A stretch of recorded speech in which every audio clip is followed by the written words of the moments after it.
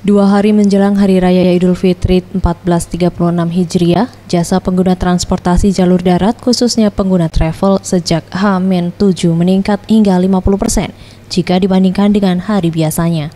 Menurut Mursalin, pengelola Travel Ceria yang ditemui Rabu 15 Juli 2015 mengatakan, sejak H-7 telah meningkat jumlah penumpang.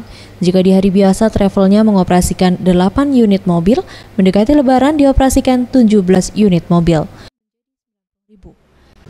Masalah tiket penjualan penumpang kan, itu sudah mulai 3 hari sebelum Lebaran sudah ada peningkatan.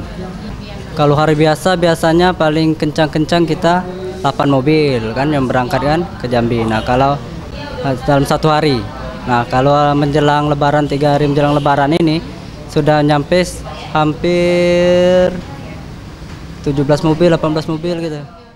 Ia menambahkan Travel Ceria melayani tujuan Lampung, Bengkulu, dan Lubuk Linggau, dan tujuan Lampung paling diminati masyarakat. Hingga di hari Lebaran nanti, pihaknya melayani keberangkatan ke 3 wilayah tersebut. Izalisati, Rizky Kesuma, Sriwijaya TV.